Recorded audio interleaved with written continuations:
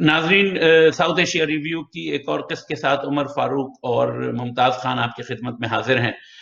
آج بھی ہمارے ساتھ خالد حمید فاروقی برسلز سے ہمارے ساتھ ہیں۔ سب سے پہلے آج کے پروگرام میں ہم ذکر کریں گے جو ہندوستان میں کرونا کی وبا ایک بہت ہی شدت کے ساتھ دوبارہ آئی ہے اور اس نے تمام دنیا کے ملکوں کو پیچھے چھوڑ دیا ہے، اور وہاں پہ بہت برے حالات ہیں، اور لوگ جو ہے ہسپتال کے دروازے پہ کھڑے کھڑے مر رہے ہیں، اور سڑکوں پہ اور وہاں پہ جو ہے لوگوں کو جلانے کے لیے جگہ نہیں موجود، اور لکڑیاں نہیں مل رہی، محلوں کے درخت کاٹ کے ان کو جلایا جا رہا ہے۔ تو اس بارے میں بات کریں گے کہ ہندوستان یہاں تک کیسے پہنچا، اس میں ہندوستان کی جو حکومت ہے اور مودی صاحب کا کتنا بڑا ہاتھ ہے کہ اس چیز کو انہوں نے پہلے سے نہیں سوچا اور اس کے بارے میں انتظامات نہیں کیے۔ اس کے بعد پھر ہم بات کریں گے پاکستان میں جو ایک نئی لہر جو ہے، جس کو کہنا تو چاہیے کہ اچھی لہر ہے، اور دیکھیں کب تک چلتی ہے، جو شروع ہوئی تھی جنرل باجوہ کی اس تقریر سے جو انہوں نے اسلام آباد سیکیورٹی کانفرنس میں کی تھی، جس میں انہوں نے ہندوستان کے ساتھ تعلقات بہتر بنانے کا اور جیو اکانومک صورتحال کی بات کی تھی، اور اسی تناظر میں اس کے بعد اب انہوں نے پچھلے ہفتے کوئی 30 صحافیوں کو بلایا جن سے آف دی ریکارڈ بات کی ہے، لیکن بہت ساری اس کی جو ہے کہانیاں باہر آئی ہیں کہ وہ کس چیز پہ بات کر رہے تھے، اس کے بارے میں ذکر کریں گے۔ اور تیسری سب سے اہم خبر کہ وہی جو پاکستان میں ایک کیس چل رہا تھا بہت عرصے سے جسٹس قاضی فائز عیسیٰ کا، تو وہ اس کا فیصلہ ان کے حق میں آ گیا ہے کہ وہ اس کو ریویو پٹیشن اور وہ تمام چیزیں جو ہے ان کی ایکسیپٹ کر دی گئی ہیں، اور وہی جج جنہوں نے آج سے کچھ سال پہلے ان کے خلاف فیصلہ دیا تھا، انہی میں سے 2-3-4 ججز نے اب جو ہے اپنے ہی فیصلے کے خلاف اس جو ہے لیٹسٹ فیصلے میں رائے دی ہے، تو اس پہ بات کریں گے۔ تو سب سے پہلے ممتاز صاحب آپ سے شروع کرتے ہیں کہ یہ ہندوستان میں جو یہ ایک لہر آئی ہے ایک بہت ہی شدت کے ساتھ، اور وہ ہم سب ایک ساؤتھ ایشین ہونے کے ناطے ہم سب حیران ہوتے تھے کہ کیوں ساؤتھ ایشیا میں پہلی لہر میں اتنا زیادہ نہیں ہے۔ اس کی مختلف تھیوریز لوگ لاتے تھے کہ پتہ نہیں وہاں پہ ہم پولوشن کے اتنے عادی ہیں، یا جو ہے ہمیں جو بچپن میں وہ ویکسینز لگتی ہیں جو ویسٹ میں نہیں لگتی اتنی زیادہ لیکن تھرڈ ورلڈ میں لگتی ہیں، شاید ان کی وجہ سے امیونٹی ہے۔ بہت سارے لوگ اس کو اپنے خدا، بھگوان، اللہ، جس بھی نام سے وہ عبادت کرتے ہیں اس کا کرم کہتے تھے کہ ہم پہ خاص نظر ہے، لیکن وہ تمام متس ایک دم ٹوٹے ہیں، اور اتنی بری اتنی شدت سے جو یہ لہر آئی ہے، اور وہاں پہ کہہ رہے ہیں کہ آفیشلی تو وہ کہتے ہیں 1000-1500 لوگ مر رہے ہیں، لیکن ان آفیشلی جو تخمینہ ہے وہ 10,000 سے 20,000 تک لوگوں کا ڈیلی مرنے کا ہے۔ تو اس بارے میں آپ کیا بتا سکتے ہیں کہ یہ کیسے وہاں پہ اتنا ہوا، اور کیوں اور آف اے سڈن ہندوستان جو اتنی بڑی ایک اکنامک پاور بھی ہے اور وہ ویکسین بھی بنا رہے تھے، کیوں وہ اس کے سدباب نہیں کر پائے؟ شکریہ عمر فاروق صاحب۔ میرا خیال ہے اس کا بنیادی جو وجہ ہے، اگر ہم ویسٹ میں دیکھیں تو ویسٹ میں ہمیشہ ایک سائنٹیفک اپروچ چیزوں کے حوالے سے لی جاتی ہے،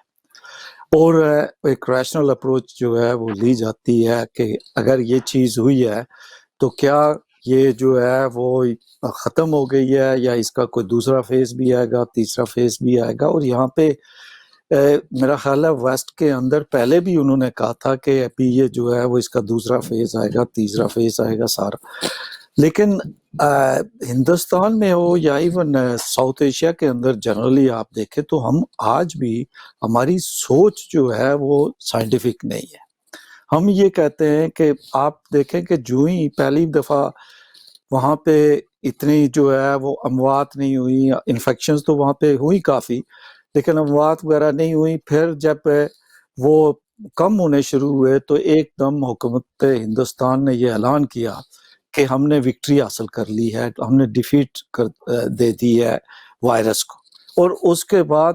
وہ لگ گئے اپنے انہی روایتی کاموں میں جو اپوزیشن کے خلاف اور الیکشن کمپین میں۔ آپ یہ اندازہ کریں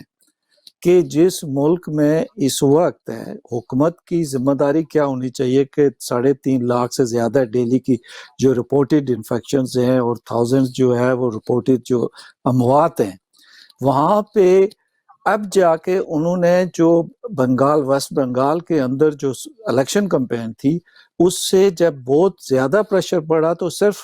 جو ہے وہ پرائم منسٹر مودی انہوں نے پھر ایک آخری جلسے میں جانے سے معذرت کی، وہ بھی ورچوئل اس کو ایڈریس کیا۔ تو بنیادی وجہ یہ ہے کہ اور آپ یہ دیکھیں کہ پھر جب وہ وکٹری وہ کی تو اس کے بعد انہوں نے کہا کہ وہ دیا جلایا کریں شام کو، اور وہ یہ پرائم منسٹر وہاں کا جو ہے وہ کہہ رہا ہے دیا جلائیں اور اس کو وہ کرے، جو ہمارے یہاں بھی ہم بھی یہ کہتے ہیں کہ جس طرح ہمارے طارق جمیل صاحب ٹائپ کے جو لوگ ہیں وہ آپ کو سناتے ہیں میں جو ہے وہ داخل ہوتے ہیں، تو یہی وہ سوچ ہے بنیادی طور پہ جو اس میں اس ناکامی کی جو وجہ ہے میں سمجھتا ہوں وہ روایتی، اور ہم کوئی سائنٹیفک کبھی اپروچ جو ہے چیزوں کی نہیں لیتے۔ اسی بات پہ خالد حمید صاحب، اگر آپ یہ بتائیں کہ جو یورپ ہے، یورپ سے جو ہے خبریں آ رہی ہیں کہ وہ ہندوستان کی بہت اس معاملے میں مدد کر رہا ہے، اور آپ کے خیال میں جو یہ وقتی مدد ہے اس کے علاوہ کیا کوئی امکان ہے کہ ویسٹ کے جو ذرا سے سائنٹیفک طریقے ہیں اور پوری دنیا میں مانے ہوئے ہیں جو اپروچ ہوتی ہے پرابلم سالونگ کی، اس کی طرف کیا یورپ اور یہ جو ویسٹ سے امداد جا رہی ہے، اور وہاں پہ جو کامیابی جیسے امریکہ میں ویکسین کی وجہ سے جو ہے ایک دم اس مرض کا پھیلاؤ رک گیا ہے، تو کیا ہندوستان اور اسی تناظر میں پاکستان اور دوسرے جو تھرڈ ورلڈ کے ملک ہیں جہاں پہ جو ہے لوگ اپنے ٹوٹکوں پہ اور اپنی دوسری ترکیبوں پہ زیادہ بھروسہ کرتے ہیں، اور اس کی ایک مثال ابھی یعنی ایک مزاحیہ ہی بات ہے کہ وہ ابھی ریسنٹلی وہ لفظ جو ہم بڑا فخر کرتے ہیں اس پہ جگاڑ کہ آکسفورڈ ڈکشنری نے جگاڑ کے لفظ کو شامل کر لیا، تو ہماری طرف ہندوستان میں بھی پاکستان میں بہت خوشی منائی جا رہی ہے، دیکھو ہماری اپروچ کو انہوں نے بھی ایکسیپٹ کر دیا۔ تو کیا ہم کبھی اس فالس پرائڈ سے ہٹ کے کوئی سائنٹیفک سوچ کی طرف جانے کے قابل ہو سکیں گے؟ دیکھیں وہاں پر سائنسی نظریات نے ترقی ہی نہیں کی، اور انگریزوں کی تعلیم کے ساتھ وہاں سائنسی نظریات آئے، وہ کہ 200 سال سے زائد ہو گیا ہے اس کو، لیکن اس کے باوجود جس طرح کی وہ ٹریڈیشنل سوسائٹی ہے، ابھی تک جو بورژوا نظام ہوتا ہے سرمایہ داری جمہوریت کا، انڈسٹری کا، اس کے فکری نظریات نے ابھی تک اس طریقے سے جڑیں نہیں پکڑی ہیں ہندوستان میں بھی اور پاکستان میں بھی، اور فار دیٹ میٹر بنگلہ دیش، بلکہ پورے ساؤتھ ایشیا میں۔ دوسری بات یہ ہے کہ یورپی یونین تو اوور ویلمنگ جو ہے وہ مدد کو آیا ہے، اور آج ہی جو ہے شپمنٹ ہوئی ہے، ہزاروں اس میں آکسیجن کے سلنڈر ہیں، ہزاروں وینٹیلیٹرز ہیں، ہزاروں کنٹینر ہیں دواؤں کے، اور جو بھی ضروریات اس پینڈیمک کو امپیڈ کرنے کے لیے ہو سکتی ہیں اور اس میں کوئی نہ کوئی اس کی رفتار کو کم کر سکتی ہیں، وہ مہیا کی ہیں یورپی یونین نے۔ اور بہت طویل عرصے کے بعد، مجھے نہیں یاد پڑتا کب لاسٹ ٹائم ہندوستان نے کسی مدد کی بیرونی دنیا سے اس طرح اپیل کی تھی۔ انہوں نے یورپی یونین سے اپیل کی ہے کہ جو بھی کچھ آپ کر سکتے ہیں ہمارے لیے، جو تجربات، سامان، جو کچھ بھی کر سکتے ہیں وہ آپ ہمارے لیے کریں۔ تو اس پر بہت اوور ویلمنگ رسپانس آیا ہے یورپی یونین کا، اور وہ انہوں نے یکجہتی کا اظہار کیا ہے۔ جرمنی، فرانس جو ہے اگلے مرحلے کے لیے شپمنٹ کریں گے، تو ان کو شاید آکسیجن کی جو خاص طور پر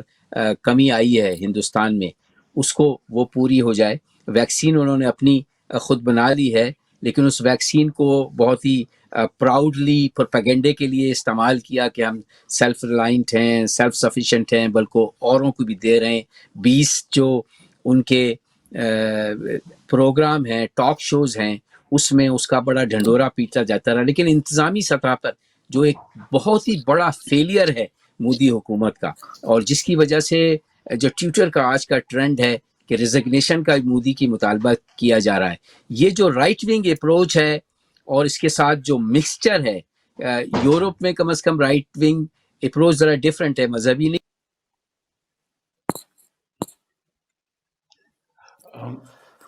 ناظرین، ہمارا شاید رابطہ منقطع ہو گیا ہے، آگے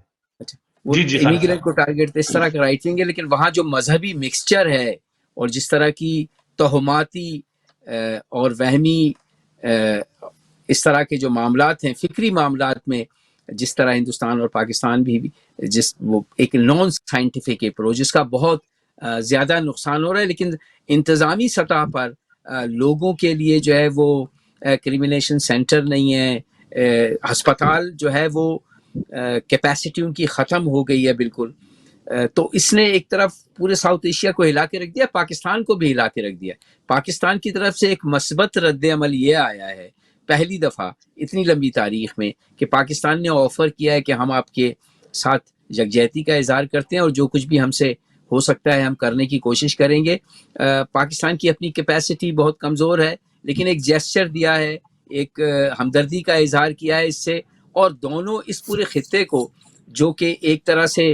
کانسٹنٹ نو وار اور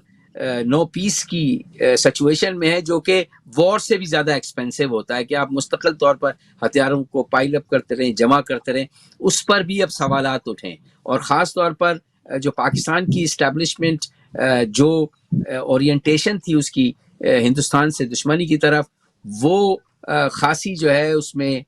کمی آ رہی ہے، اور لوگ یہ سوچنے پہ مجبور ہیں آخر کس طرف جا رہے ہیں یہ معاملات. دیکھیں آپ، ایک ہی پینڈیمک نے پورا آپ کا ڈسکورس لپیٹ کے رکھ دیا ہے، اور جو مصیبتیں اس کے ساتھ آئی ہیں. تو میں سمجھتا ہوں کہ ساؤتھ ایشیا میں جہاں ایک ہم ٹریجڈی سے اور اس جو اس طرح کی پیراماؤنٹ قسم کی پینڈیمک ہے اس سے نپٹ رہے ہیں، اسی کے ساتھ اس کا جو اگر آپ دیکھیں کہ بینیفٹ ہے، اور ایک طرح کی یہ ڈسگائز بینیفٹ آپ کے لیے جو ہے وہ یہ ہے کہ لوگوں کو فکری اعتبار سے یہ سوچنے پہ مجبور ہوئے ہیں لوگ کہ نو وار، اور زیادہ ہم سوشل ویلفیئر پہ، اپنے ہیلتھ کے پروگراموں پہ، تعلیم کے پروگراموں پہ جو ہے وہ زیادہ ایکسپینڈیچرز کریں. اسی بات کو اگر لے کے ممتاز صاحب، جو خالد صاحب نے بتایا کہ پاکستان نے ایک بڑا اچھا جیسچر دیا ہے، لیکن اس کا کوئی پازیٹیو کوئی رسپانس نہیں آیا ہندوستان کی طرف سے. یعنی پاکستان کی اتنی کیپیسٹی نہیں ہے، لیکن جتنی بھی ہے انہوں نے آفر کی، تو اس کو وہ ویلکم ہی کرنے کا اگر ایک ہوتا تو ایک اچھا ماحول پیدا کرنے کا موقع ملتا. تو آپ کے خیال میں کہ یہ ایک تو ہندوستان نے اچھا جیسچر نہیں دیا، اور دوسری طرف جو خالد صاحب کا خیال ہے کہ شاید یہ پینڈیمک کی وجہ سے اور اس کی وجہ سے ہمارے فوج کی اور ہماری اسٹیبلشمنٹ کی کچھ نظریات بدلے ہیں اور وہ ویلفیئر کی طرف جا رہے ہیں، کیا واقعی آپ یہ سمجھتے ہیں کہ اس کی وجہ سے؟ کیونکہ اس سے پہلے آپ نے دیکھا کہ ملک توڑوا دیا، ملک میں اور بہت سارے ملک کی ترقی جو ہے وہ رکی ہوئی ہے پچھلے 74 سال سے، لیکن اسٹیبلشمنٹ نے جو ہے اپنے اس وار لائک سچویشن کو ختم کرنے کی طرف نہیں آتی، کیونکہ اس میں ان کی بہت زیادہ اکنامک جو ہے انٹرسٹ موجود ہیں. تو کیا آپ کے خیال میں واقعی اس دفعہ کوئی سنسیئرٹی ہے، یا یہ صرف ایک کیونکہ مجبور ہو گیا پاکستان ایسی جگہ پہ آ گیا ہے کہ وہاں پہ اس کی اکانومی جو ہے قطعی طور پہ چل نہیں رہی ہے، تو اس کے وجہ سے جو ہے مجبور ہو گئی ہے فوج وقتی طور پہ؟ لانگ ٹرم مجھے نہیں لگتا کہ چلے گا، وقتی طور پہ وہ ایک جو ہے وہ پیسفل پوسچر انہوں نے اپنایا ہے. دیکھیں، میں تو یہ سمجھتا ہوں کہ دو اس کے جوابات ہو سکتے ہیں. ایک ہے تو تاریخی پس منظر میں تاریخ پس منظر کو سامنے رکھتے ہوئے آپ جواب دے سکتے ہیں یہ کوئی پہلی دفعہ یہ جسچر نہیں گیا ہے پاکستان، اور یہ ہمیشہ آپ کو یہ چیز بڑا ایک اس میں تو تسلسل نظر آئے گا کہ جب بھی ملٹری حکومتیں آئی ہیں انہوں نے ہندوستان کے ساتھ تعلقات عارضی طور پر بہتر کرنے کی کوشش کی، چونکہ اس میں ان کو یہ ہوتا ہے کہ ایک رسپائٹ ملتی ہے اکنامکلی اور پولیٹیکلی، تاکہ وہ اپنے ایک بہتر کوئی چیز ثابت کر سکیں. آپ ایوب خان سے لے کے جنرل ضیاء سے لے کے جنرل ضیاء نے جو ہے وہ اس پہ کافی کوشش کی تھی جب وہ تھا، پھر مشرف تو میرا خیال ہے بہت آگے چلے گئے، اور اس کا میں اس دن خورشید قصوری کی جو ہے وہ میں سن رہا تھا کسی ٹی وی ٹاک شو میں ہی، تو اس نے کہا، کسی نے کہا کہ جی ہندوستان نے اس پہ سائن نہیں کیا. اس نے کہا یہ بات درست نہیں ہے، اس میں ہندوستان کا نہیں تھا، اس میں پاکستان کا، چونکہ جب پاکستان میں مشرف کے خلاف افتخار چودھری کے جو ایشو بنا تو اس کے بعد وہاں پہ حالات ایسے ہو گئے کہ مشرف نے مجھے کہا کہ ہم جو ہے وہ منموہن سنگھ کو یہاں پہ بلاتے ہیں اور اس سیریمنی کے لیے، تو اس نے کہا کہ میں نے سجیسٹ کیا کہ یہ حالات نہیں ہے کہ کر سکے، اور جس وجہ سے وہ چیز پیچھے چلی گئی. اس کو اگلے سال مارچ تک کے لیے انہوں نے بجائے اس سال اکتوبر نومبر ملتوی کیا. اور پھر آپ کو پتا ہے کہ ممبئی اٹیک ہوا اور ایک لمبی جو ہے وہ کہانی چلی جس کی وجہ سے، اور وہ یہ ساری چیزیں اس کو اس پروسیس کو ختم کرنے کے لیے یا کمزور کرنے کے لیے یہ سارے پھر اس کے بعد اقدامات، چونکہ سول گورنمنٹ اقتدار میں آ گئی تھی، اب چونکہ ملٹری گورنمنٹ چلی گئی تھی. اور جب بھی کبھی ابھی آپ یہ دیکھ لیں کہ نواز شریف کو کس بنیاد پہ نکالا گیا، صرف یہی اس کا وہ تھا کہ جی وہ ڈان میمو جو ہے وہ ڈان لیکس میمو کیا تھا، اس نے یہی کہا تھا کہ بھئی یہ جو لوگ ہیں جن کی وجہ سے ہم بین الاقوامی طور پہ بدنام ہو رہے ہیں تو آپ ان کو تھوڑا سا کنٹرول کریں، اور اس کی وجہ سے وہ پاناما اور سارا ایک ڈرامہ رچایا گیا. لیکن بنیادی یہ تھا کہ نواز شریف ہندوستان سے تعلقات بہتر کرنا چاہتا تھا، جس میں ہمیشہ جو ہے وہ ملٹری وہ نہیں تھی. اب میں اس کے لیے پورے پولیٹیکل پروسیس کو ڈی سٹیبلائز کر کے ایک نئے چہرے کو وہاں پہ لایا گیا اپنا کنٹرول اس پہ وہ کرنے کے لیے. اور اس کے بعد آپ یہ دیکھیں کہ کل جب جنرل باجوہ نے وہاں پہ صحافیوں کو بلایا 6 گھنٹے ان سے طویل،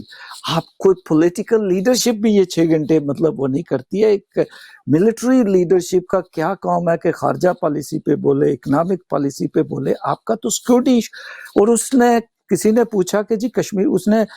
سول گورنمنٹ کو ہدف تنقید بنایا کہ انہوں نے جو ہے وہ ایک طرح سے جو اکنامک جو وہ تجارت کا اناؤنس کیا تھا جس سے سیٹ بیک ہوا ہے. اور پھر انہوں نے کہا کہ جی کشمیر پہ آپ نے تو یہ وہ کیا تھا، گورنمنٹ نے کہا تھا کہ جب تک کشمیر پہ انڈیا اپنا ریورس نہیں کرتا ہے ڈیسیژن، تو اس نے کہا ہم نے تو 370 کو تو ہم مانتے ہی نہیں ہیں، تو اس سے ہمیں فرق نہیں پڑتا وہ ریورس کریں یا نہ کریں. یہ بیان شاہ محمود قریشی نے بھی اپنی تقریر میں دیا کہ ہم نے تو نہ کبھی 370 کو مانا تھا نہ اس کی ہمارے لیے اہمیت ہے. تو اگر اس کو آپ اپنی بات ختم کیجئے پھر. تو میں یہ کہہ رہا ہوں کہ اس میں مختصر یہ کہنا چاہ رہا ہوں کہ یہ جو اس وقت آپ کو یہ جو اکنامکس ان کو یاد آ گئی ہے، اس کے پیچھے اکنامکس ہی پھنسی ہوئی ہے، چونکہ economically they are so crippled and basically almost they are bankrupt. I am telling you کہ وہ کہہ رہے ہیں ہمارے پاس $20 بلین فارن ایکسچینج پڑے ہوئے ہیں. اس دن میں ایک وہ اکانومسٹ ہے، بڑے مجھے نام بھول گیا، انہوں نے کہا کہ اگر باقی جن کے دینے ہیں وہ نکال لیں تو $6 بلین اس وقت پاکستان کے فارن جو ہے وہ ریزروائر ہے. تو بنیادی جو چیز ہے اس میں کوئی آپ کو سنجیدگی یا وہ چیز نہیں ہے، جب یہ صرف ایک کمپلشن ہے، ایک پولیٹیکل جیو پولیٹیکل اور انٹرنل اور ایکسٹرنل ایک کمپلشن کے تناظر میں مجھے یہ چیز نظر آ رہی ہے. میں نہیں سمجھتا ہوں کہ اس سے زیادہ کوئی چیز ہے. خالد حمید صاحب، آپ برسلز میں بیٹھے ہیں اور آپ وہاں پہ جو FATF کے حوالے سے، کیونکہ جو ایک بہت بڑی تلوار پاکستان کے اوپر لٹکی ہوئی ہے وہ FATF کی ہے، اور جس کی وجہ سے جو ہے لگتا ہے کہ ایک تو پہلے آپ یہ بتائیے کہ کیا آپ کے خیال میں واقعی کوئی پرماننٹ چینج ہے پاکستانی فوج کی سوچ میں کہ وہ تھوڑا سا اکنامکس اور تھوڑا سا اپنے حالات بہتر کریں اپنے پڑوسیوں سے، اور اپنے اندر جو ہے پاکستان میں ریفارم لائیں؟ تو یہ کیا کوئی لانگ ٹرم ہے یا وہ صرف وہی اس کا تسلسل ہے کہ وہ سمجھتے ہیں کہ لوگوں کو بے وقوف بنا کے اب اگلی میٹنگ آنے والی ہے اس میٹنگ تک کریں، اس کے بعد پھر جو ہے 6-8 مہینے وہی کرتے رہیں، اور پھر جو ہے وہ ایک یوز لیس جیسچر جو ہے دکھا کے دوبارہ جو ہے وہ کر دیں؟ اور FATF کے حوالے سے کہ اگلی اب میٹنگ کب ہے اور کیا وہاں پہ تاثر ہو رہا ہے کہ پاکستان کے ساتھ کیا ہونے جا رہا ہے؟ اگلی میٹنگ جون کی 21 تاریخ کو ہے، اور ڈیفینیٹلی اس کے حوالے سے بہت سارے اقدامات پاکستان میں کیے جا رہے ہیں. جنرل باجوہ کی سیکیورٹی اسلام آباد سیکیورٹی کانفرنس میں تقریر، اور 3 دن قبل جنرل باجوہ کی 30 صحافیوں سے ملاقات. یہ اس سیکیورٹی کانفرنس کا جو ان کا ڈاکٹرن ہے اسی کی ایک کنٹینیویشن لگتی ہے اور ایک یہ بلڈ اپ کر رہے ہیں بھارت. اور یہ بات تو واضح میٹنگ کے بعد ہوگی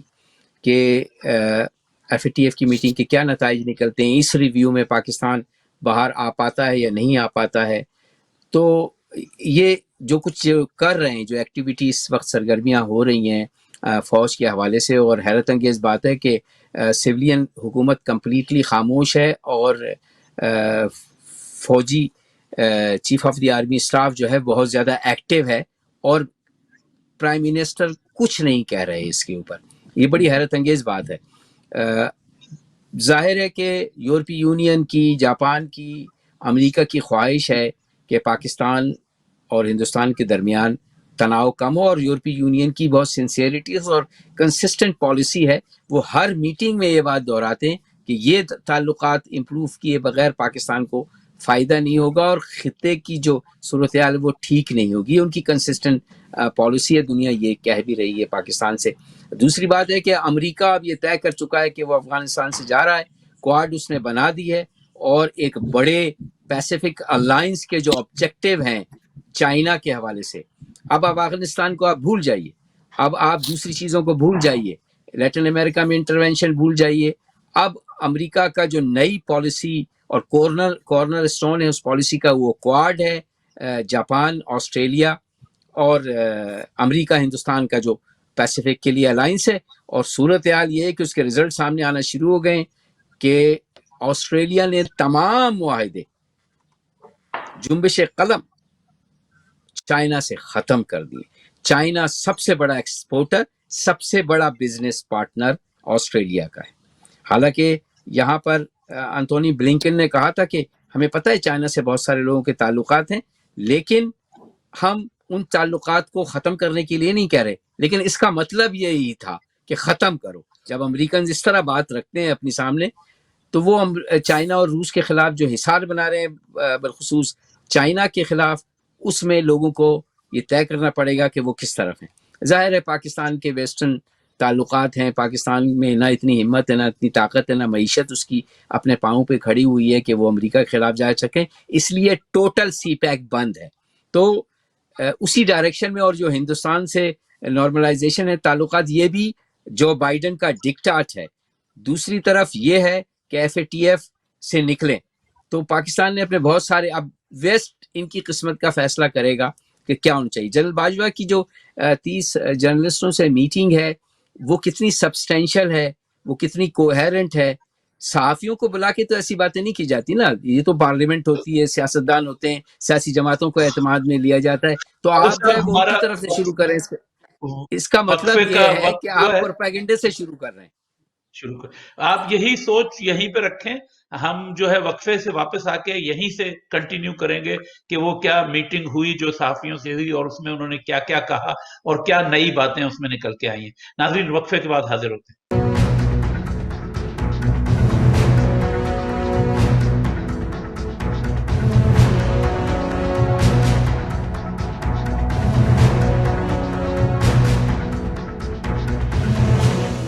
ناظرین, وقفے کے بعد عمر فاروق, ممتاز خان اور خالد حمید دوبارہ آپ کی خدمت میں حاضر ہیں. تو خالد صاحب, وقفے سے پہلے آپ ذکر کر رہے تھے کہ 30 صحافیوں سے جو وہ ملے, تو اسی کے بارے میں کچھ بتائیں کہ اس کے اندر کون سی کوئی نئی بات جو انہوں نے کہی ہے جو ایک طرح سے خوش آئند ہو سکتی ہے پاکستان کے حالات کے لیے. اور دوسرا یہ ہے کہ ان کو یہ کیوں فوج کو ضرورت پیش آ رہی ہے کہ چیف آف آرمی اسٹاف اور جو ہے پورے وہ 6 گھنٹے 6.5 گھنٹے تو کبھی کوئی وزیر اعظم کبھی کسی سے نہیں ملے, جن کے انڈر یہ تمام پالیسی فیصلے آتے ہیں, اور فوج کھل کے سامنے آ رہی ہے جبکہ آپ کی سویلین گورنمنٹ بالکل خاموش ہے. تو یہ کیوں ہو رہا ہے یہ سب؟ ایک تو یہ ہے کہ سویلین گورنمنٹ کا جو ہے وہ کانفیڈنس نہیں ہے کہ وہ کسی بھی طرح کسی بھی قسم کی ہندوستان کے ساتھ دوستی کی بات کر سکے, اتنی ہمت ان میں نہیں ہے. پھر یہ صحافیوں کے سامنے رکھنے کا بات ہے کہ وہ سلولی اس بات کو شروع کریں, نکالیں, اور ایک ماحول بنے اور ٹیسٹ کیا جائے کہ کیا ہو رہا ہے. ظاہر ہے کوئی بات بھی یقین سے کہی نہیں جا سکتی کہ آدھی بات اور ہم تک پہنچنے میں جو ابلاغ ہوا ہے, جن لوگوں سے ہمارے تعلقات ہیں, جو اس میٹنگ میں تھے، کیونکہ ہم تو ڈائریکٹلی اس میٹنگ میں نہیں تھے، تو لوگوں کی کچھ بات ادھر سے سنی، کچھ بات ادھر سے سنی، اور جو باقاعدہ آدمی اس میں چیف صاحب نے کہا کہ یہ تمام باتیں آف دا ریکارڈ ہیں، اور اگر کسی نے کوٹ کی تو میں ان سے جو ہے وہ کہہ دوں گا کہ میں نے ایسی کوئی بات نہیں کہی. بات دراصل یہ ہے کہ آف دا ریکارڈ اس طریقے سے کوئی بات ہوتی نہیں ہے. صحافیوں کو بلانے کا مطلب آف دا ریکارڈ نہیں. آپ صحافیوں کو بتا رہے ہیں تو وہ کیسے آف دا ریکارڈ رہے گی، اور کیوں رہنا چاہیے آف دا ریکارڈ؟ پاکستان کے عوام کو اس بات کا حق حاصل ہے کہ آپ کیا کر رہے ہیں یہ بتائیں آپ. اور صحافیوں کو آپ جب ہی بلاتے ہیں جب پاکستان کے عوام کو بتانا ہوتا ہے. یہ آپ کے آئین بھی کہتا ہے کہ رائٹ ٹو انفارمیشن ہے عوام کا، تو آپ اس رائٹ ٹو انفارمیشن کو ڈینائی نہیں کر سکتے. اب آپ صحافیوں کو آف دی ریکارڈ بھی آ کے بات کیوں بتاتے ہیں؟ اس لیے بتاتے ہیں کہ صحافی جب کچھ مستقبل میں لکھیں تو ان کے پاس ایک نقشہ ہو. اور چیزیں اتنی تیزی سے آ رہی ہیں سامنے اور تبدیل ہو رہی ہیں کہ صحافیوں کا فرض بنتا ہے کہ وہ لوگوں کو بتائیں. آپ کو چھپانے سے تو کوئی فائدہ نہیں ہوگا، افواہیں ہوں گی. آپ کی میٹنگ نون تھی، آپ کی گفتگو ان سے نون تھی، اس کا کنٹینٹ صحافیوں کو آگے بڑھانا ہے. یہی ہے نا بات. تو جی جی اب جی جو انہوں نے باتیں کی، نئی بات جو انہوں نے کی ہے، انہوں نے جو اسلام آباد سیکورٹی کانفرنس میں ماضی کو بھول جاؤ، اس سے ذرا آگے بڑھ کر بات کی ہے کہ ہم نے جو ہے نا وہ چیزوں کو کشمیر پہ کس طرح کرنا ہے چیزوں کو. اور یہی جو 35A ہے اور 370 ہے جسے انہوں نے بھی کہا. لیکن حیرت انگیز بات ہے کہ انہوں نے یہ کہا کہ ہمارے بیک ڈور چینل سے مذاکرات ہوئے ہیں اور مڈل ایسٹ نے اس کو فیسیلیٹیٹ کیا ہے، اور فارن منسٹر صاحب کل فرما رہے ہیں کہ ہمارے کوئی مذاکرات نہیں ہو رہے. مطلب یہ ایک طرح کی جوک ہے، ایک طرح کی مذاق ہے. اتنے غیر سنجیدہ لوگ جو ہیں، اور شاہ محمود قریشی جو ہیں وہ پاکستان کے 10 سال سے وزیر خارجہ ہیں، اتنے سنجیدہ آدمی ہیں، سینئر آدمی ہیں، وہ ایسی بات کر رہے تھے. اٹ سیلف کانٹرڈکٹ کر رہے ہیں ایک دوسرے سے. اس میٹنگ کا مقصد میں سمجھتا ہوں کہ FATF کی میٹنگ سے قبل چیزوں کو بہتر بنانا ہے بین الاقوامی کمیونٹی کے سامنے. اور جو ان کا ڈکٹاٹ ہے جو بائیڈن صاحب کا، یورپی یونین کا، اور جس طریقے سے اس وقت اس چشمے سے کوئی پانی ادھر نہیں جا رہا، کسی بھی قسم کا ایک قطرہ بھی نہیں جا رہا، یعنی فنڈز نہیں مل رہے ہیں اور بہت ہی مجبوری کی حالت ہے. ایسا نہیں ہو سکتا کہ FATF میں آپ رہیں بھی اور کوئی تجارت کر لیں. آپ یہ 38 بلین $US کا 2.5 سال میں آپ کو تجارت کی سطح پہ نقصان ہوا ہے. یورپی یونین آپ کا سب سے بڑا تجارتی پارٹنر ہے. اس کے بینک نے، یورپین سینٹرل بینک نے ہدایت دی ہے بینکوں کو کہ اس ملک سے بات چیت کرتے ہوئے، لین دین کرتے ہوئے بہت محتاط رہا جائے. جب یہ کہہ دیا تو آپ کا قصہ انہوں نے پاک کر دیا بینکنگ سیکٹر کے اندر. کہاں سے آپ CFC کھولیں گے، کہاں سے آپ LCs کھولیں گے، کہاں سے پیمنٹ ہوگی. پھر دوسری طرف آپ نے بینکوں کو 1000 سے زیادہ بار بھیج نہیں سکتے، کہاں سے بزنس ہوگا. تو ایک بہت بری صورتحال ہے جس پر وہ کمپرومائز کرنے کے علاوہ ان کے پاس کوئی چارہ نہیں ہے. ہاں، اگر وہ جس قسم کی ڈیمانڈ ہے جمہوری قوتوں کی اسٹیبلشمنٹ سے کہ وہ سیاست سے جو ہے وہ بے دخل ہوں اور دوسرا کام کریں، مستقبل قریب میں ایسی صورتحال نظر نہیں آ رہی. تو ممتاز صاحب، جیسا کہ خالد صاحب نے ذکر کیا کہ پاکستان FATF کی وجہ سے اور جن بھی وجوہ کی وجہ سے ہندوستان کے ساتھ جو ہے وہ اپنے تعلقات بہتر بنانا چاہتا ہے، لیکن کیا ہندوستان کی طرف سے آپ کو کوئی پازیٹیو جیسچر دکھتا ہے؟ کیا کوئی وجہ نظر آتی ہے؟ کیونکہ ہندوستان اس وقت، یہ پچھلے 2 ہفتے میں جو ہوا ہے کووڈ کا معاملہ، اس سے پہلے ہندوستان بظاہر طور پہ بہت ہی اسٹرانگ پوزیشن پہ تھا. مودی صاحب اور انڈیا کی طرف سے کوئی جیسچر جو ہے پاکستان کی طرف، کوئی نرم، یا کشمیر کے معاملے میں کوئی نرم رویہ یا کوئی رعایت یا کسی قسم کی جو ہے سختی کم کرنے کا کوئی جو ہے ادھر سے انڈیکیٹر نہیں آ رہا تھا. تو کیا آپ کے خیال میں ہندوستان میں کوئی ایسی لابی موجود ہے، یا ہندوستان کے اسٹیبلشمنٹ میں کوئی ایسے لوگ موجود ہیں کہ ہندوستان سے کوئی پازیٹیو، کیونکہ تالی ایک ہاتھ سے نہیں بچتی، پاکستان جتنا بھی کوشش کرتا رہے، اگر ہندوستان کی طرف سے پازیٹیو جیسچر نہیں آئے گا تو اس کا نتیجہ نہیں نکلے گا. تو آپ کے خیال میں کیا ہندوستان کی طرف سے کوئی پازیٹیو جیسچر آنے کی امید ہے؟ देखिए, मैं समझता हूँ कि हिंदुस्तान हमेशा जो है वो ताल्लुकात बेहतर करने में ख्वाहिशमंद रहा है, और बीजेपी की रही हो, वाजपेयी की रही हो, मोदी की रही हो, मोदी जिसको हम बहुत हाफिज कहते हैं, अगर हम थोड़ा सा पीछे चले जाएं तो जो लाहौर जाके जब मोदी पहुंचा तो वो कोई जो है वो किसी खेल के लिए तो नहीं गया था, मतलब वो एक सीरियस डेलिब्रेट एफर्ट थी ताल्लुकात को बेहतर करने में। लेकिन वहां भी आपने देखें कि क्या माहौल बनाया गया कि ये इस मुल्क में बगैर वीज़ों के पहुंच गए हैं, ये कैसे पहुंचे हैं, ये क्या, तो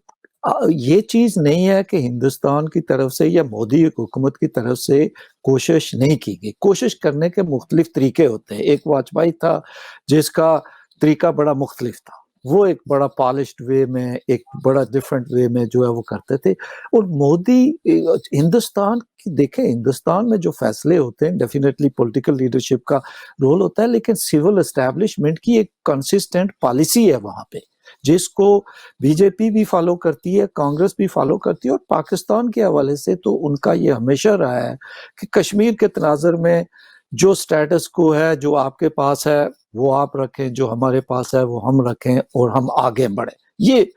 एक जो है वो पॉलिसी हिंदुस्तान की बहुत अरसे से है, और ये 47 से है जब माउंट बैटन को भेजा गया था कि आप हैदराबाद रख लो और अगर आप कश्मीर रख लो और हैदराबाद से जो है वो अपना क्लेम छोड़ दो, लेकिन चूंकि वो नहीं है। फिर अगर आप ये देखें कि बाजवा साहब की ये पहली एफर्ट नहीं है। बाजवा साहब ने गलगित में इलेक्शन से पहले आपको पता है कि सारे सियासी लीडरों को बुलाया था, सियासी क़यादत ने नहीं बुलाया था, कि गलगित को 5वां सूबा बनाया जाए, जिस पे एक तनाज़ा बन गया था कि जी मुझसे जो है वो ज़ुबैर मोहम्मद मिले, बाद में वो नहीं वो चीज़ आगे, वो भी इसी का एक तसलसल था जो आज हमें नज़र आ रहा है। चूँकि वो फायर बैक हो गई उस वक्त चीज़। गलगित को सूबा बनाने के 2 वजूहात थी। एक तो चाइना की तरफ से प्रेशर था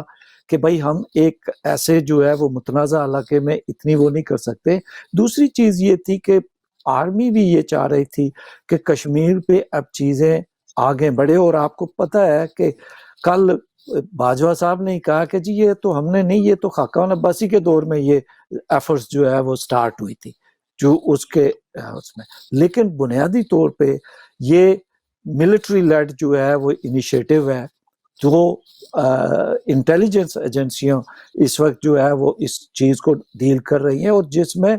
बाकायदा उनको जो है वो ये यकीन दिलाया गया। और हिंदुस्तान के साथ आपके साथ तनाज़ा क्या है कश्मीर के अलावा? बुनियादी जो लेकिन आपका आपके ख्याल में पाकिस्तान जिस तरह जो है ये अभी रिसेंटली जो सिविल हुकूमत की तरफ से बयान आया था, जो दोबारा एक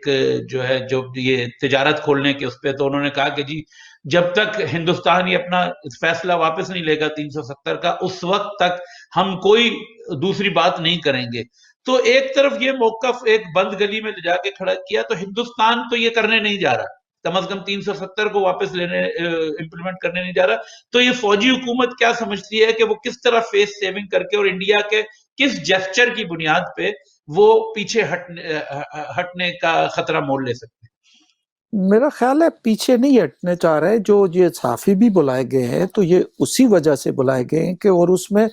बाजवा साहब ने एक नाराज़गी का इज़हार भी किया कि जो ट्रेड का अनाउंस करके इन्होंने रिवर्स किया, उससे नुकसान हुआ है चीज़ों को। और चूँकि ये इनिशिएटिव भी आर्मी की तरफ से, और दूसरा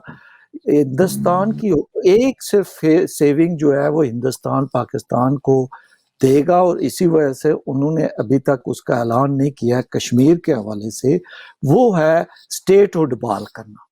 35A और 370 पे हिंदुस्तान ने बहुत वाजे कर दिया है, और वो कभी भी इसको जो है वो रिवर्स नहीं करेंगे। बहुत सारे लोग ये मुमताज साहब, कहते जी हमारे पास वक्त कम है, अगले अपने टॉपिक की तरफ आते हैं। तो खालिद साहब, एक जो बहुत बड़ा एक फैसला आया अभी पाकिस्तान में जो है कल, یا پرسوں میرے خیال میں قاضی فائز عیسیٰ کے کیس میں، اور جس میں انہوں نے جو ہے قاضی فائز عیسیٰ کی تقریباً تمام جو ان کا مطالبات جو اس کے اندر پٹیشن تھی وہ قبول کر لی، اور اپنے ہی فیصلے، یعنی ان میں سے 5 جج ایسے تھے جنہوں نے ان کے خلاف 4 یا 5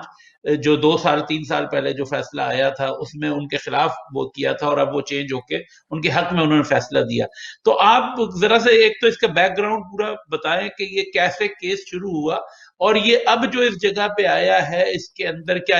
اس کے اندر بھی کوئی اسٹیبلشمنٹ جو ہے ایک تاثر دینا چاہ رہی ہے کہ پاکستان میں فضا بہتر بنا رہے ہیں، اس کی وجہ سے آیا ہے، یا اس کے پیچھے کیا حقائق کیا ہیں اس تمام قصے کے؟ دیکھیں ایک بات تو یہ ہے کہ کیونکہ اتنی زیادہ مسٹیفیکیشن ہے پاکستان میں، اور ڈس انفارمیشن ہے اور مس انفارمیشن ہے، اور بہت سارے چینل سے وہ انفارمیشن جو ہے ڈسپرس کی جاتی ہے، لیک کی جاتی ہے، انٹینشنلی اسے براڈ کاسٹ کروایا جاتا ہے، تو اس وجہ سے بہت سارے کنفیوژن پیدا ہوتے ہیں. لیکن ایک بات تو طے ہے کہ یہ جو موجودہ حکومت ہے اس نے یہ کیس بنایا تھا قاضی فائز عیسیٰ، جسٹس عیسیٰ کے خلاف، اور یہ پرائم منسٹر ہاؤس میں یہ کیس بنا ہے. پرائم منسٹر کے جو ایسٹ ریکوری یونٹ کے سربراہ ہیں شہزاد اکبر صاحب، انہوں نے اس کیس کے وہ آرکیٹیکٹ ہیں، اور اسی کے ساتھ جو پی ایس ہے پرائم منسٹر آف پاکستان کا وہ، اور اس میں 2 بیوروکریسی کے، اور یہ بالکل اس میں یہ تو ایویڈنس بھی اب آ گئے ہیں. وہ جو ایک پولیس والے بڑے پولیس والے صاحب ہیں، انہوں نے استعفیٰ دیا ہے، میں ان کا نام میرے ذہن میں نہیں آ رہا، ان کو باقاعدہ بلا کے کہا گیا کہ یہ کیس سپریم کورٹ کے جج کے خلاف بنانا ہے، اور انہوں نے ہی جو شہزاد اکبر ہیں ذرا انہوں سے نے یہ بتا دیں کیس ایکچوئل کیا تھا؟ کیس بیسیکلی انہوں نے ان کے اوپر ایک کرپشن کا کیس بنایا کہ ان کے اثاثے جو ہیں وہ بیونڈ مینز ہیں، اور جو ان کا لیونگ اسٹینڈرڈ ہے اس سے زیادہ ان کے پاس جو ان کا انکم ہے اس سے زیادہ ان کے پاس اثاثے ہیں. اور اس میں خاص طور پر ایک وکیل ہے نسیم نام کے بیرسٹر، جو کہ تحریک انصاف کے سپورٹر ہیں برطانیہ میں، انہوں نے ایک فرم ہائر کی، اور جسٹس قائس عیسیٰ کی صاحبزادی، ان کے صاحبزادے 2 صاحبزادے، اور جو ان کے 3 گھر ہیں برطانیہ میں، جسٹس عیسیٰ کی بیوی کے، وہ جو ہیں ان کے انکم سے زیادہ ہیں. اس کے اوپر انہوں نے ایک پوری انکوائری کرائی، اور اس پر انہوں نے پہلے پورا مواد جمع کیا، شہزاد اکبر نے پورا ان کے خلاف کیس بنایا. اور یہ بہت زیادہ تاثر یہ پایا جاتا ہے کہ جسٹس فائز عیسیٰ نے جو فیصلہ دیا تھا فیض آباد انٹر جنکشن کے اوپر جو دھرنا تھا خادم رضوی کا، اس کے خلاف، آئی ایس آئی کے خلاف، اور پاکستان کی ڈفرینٹ ایجنسیز کے خلاف جو فیصلہ دیا تھا، اس کی وجہ سے آئی ایس آئی نے یہ سارا کیس بنایا. یہ بھی ایک مسکنسپشن ہے، صرف آئی ایس آئی نہیں ہے، اور آئی ایس آئی نے یہ کیس نہیں بنایا، یہ کیس پرائم منسٹر کے آفس میں بنا ہے. ان کا خیال ہے کہ انہوں نے تحریک انصاف کے خلاف کچھ فیصلے دیے، اور آئندہ بھی تحریک انصاف کے خلاف فیصلے یہ دیں گے. حالانکہ جسٹس قاضی فائز عیسیٰ جو ہے وہ میمو گیٹ کا ورڈکٹ بھی انہوں نے دیا ہے یہ حسین حقانی کے خلاف. اس کے باوجود یہ پرائم منسٹر جو پاکستان کے اس وقت ہیں انتہائی منتقم مزاج آدمی ہے. یہ انہوں نے باقاعدہ پرائم منسٹر کے جو آفیسز ہیں اور اس کی جو مختلف سیکشن میں وہاں یہ بیٹھ کی پوری کنسپریسی ہوئی. شہزاد اکبر نے جو ہے وہ بیرسٹر نسیم کو کہا کہ وہ کلیکٹ کریں ان کے اثاثے برطانیہ میں، جیسے براڈ شیٹ میں ہوا ہے کہ نواز شریف کے ایون فیلڈ، اور یہ وہ تو خیر اسٹیبلشمنٹ نے کیا، لیکن یہ انہوں نے کیا. اور قاضی فائز عیسیٰ کے خلاف ایک ریفرنس انہوں نے بنایا، جبکہ ان کو ریفرنس بنانے کے خلاف مشورہ دیا کہ آپ یہ ریفرنس نہ بنائیں. سپریم کورٹ جو کہ پاکستان کی سب سے بڑی عدالت ہے، اور کانسٹیٹیوشن میں اس کا اتنا رول ہے کہ وہ آئین کو انٹرپریٹ کرتی ہے، لیجسلیشن کو انٹرپریٹ کرتی ہے، اتنی پاورفل کورٹ. وہ الگ بات ہے کہ اس کی تاریخ کیا ہے، اس نے کیا کیا کیا، لیکن اس کا جو قد کاٹ ہے کانسٹیٹیوشن میں وہ اتنا بڑا ہے. تو ان کو مشورہ دیا گیا کہ بھئی آپ ان کے جج کے خلاف جج کے خلاف یہ نہ بنائیں آپ ریفرنس. پرائم منسٹر نے शहजाद अकबर ने ये फाइल तैयार की, प्राइम मिनिस्टर के पीएस के पास गई, पीएस ने प्राइम मिनिस्टर को भेजी, नहीं सर इससे पहले शहजाद अकबर ने बनाई और फरोग नसीब के पास भेजी, जो वजारत कानून है, जो कि कराची से सेनेटर हैं और वजीर हैं कानून के, उनके ऑफिस से अप्रूव हुई। फिर ये प्राइम मिनिस्टर ने दस्तखत किए इसको देख के, और प्राइम मिनिस्टर ने ये फाइल सदर को रेफरेंस बनाने के लिए भेजी। उन्होंने रेफरेंस बनाया जुडिशल काउंसिल के लिए, कि जुडिशल काउंसिल में जो जजों की है, जुडिशल काउंसिल एक इंडिपेंडेंट फैसला करती है, और जुडिशल काउंसिल के साथ इन्होंने फिर एक पटिशन बनाई जो कि ये सुप्रीम कोर्ट में लेके गए। सुप्रीम कोर्ट के इन्होंने कुछ जजों से ये फैसला कराया कि सरीना ईसा के जो टैक्स के मामलात हैं उनके लिए जज इनकी फाइल वहां भेजी जाए। असल में तो ये एक जस्टिस ईसा के खिलाफ केस ही नहीं बनता था। जब जस्टिस ईसा ने कि मेरे बच्चे और मेरी वाइफ जो हैं वो मेरी किफालत में नहीं है, तो कानूनी तौर पर आप मुझ पे केस नहीं बना सकते, लेकिन इस केस को उनके खिलाफ प्रोपेगेंडा ट्रायल उनका हुआ, रोजाना जो उनको मलाइन किया गया पाकिस्तान के प्रेस में, और जस्टिस बंदियाल और जस्टिस मुनीब अख्तर और एक और हैं जज सुप्रीम कोर्ट के, क्या नाम है उनका? मंसूर हुसैन शाह। नहीं, मंसूर हुसैन शाह नहीं है, उनका नाम है मनीब समथिंग शाह। जी, तीनों ने मिलकर मुस्तकिल तौर पर ये नजर आया कि जज ये झगड़ा जजों में शुरू हो गया था जिस वक्त ये फैसला आया कि एफबीआर में फाइल भेजी जाए, ये केस भेजा जाए इन्वेस्टिगेशन के लिए। इसी वक्त ये उसके बाद जो इसके बेंच के जो सरबराह थे उनका बहुत सारा रवैया, इम्तियाजी रवैया इतनी शिद्दत से सामने आता रहा कि वो बहुत सारी ऐसे जरा जो थी उसको कोर्ट की पिटिशन का हिस्सा बनाते चले गए, रिकॉर्ड में लाते चले गए और प्रेसिडेंट सेट करते चले गए। तो वहां पर जजों को, दूसरे जजों को जिन्होंने एफबीआर में केस भेजने का इन्वेस्टिगेशन के लिए फैसला भी किया था, उनको भी ये महसूस हो गया कि ये तो कुछ और गेम हो रही है यहाँ पर। और दूसरी तरफ से सिविल सोसाइटी का प्रेशर, बार काउंसिल का प्रेशर, वकीलों का प्रेशर, तो इस वजह से उनमें से दो ऐसे जज थे सुप्रीम कोर्ट के जिन्होंने अपना फैसला, फाइनल फैसले में अपने ही फैसले के खिलाफ जो है वो तहरीर किया और उन्होंने स्विच किया। तो खालिद साहब हमारे पास वक्त बहुत कम है। अच्छा, इस तरह उनका जो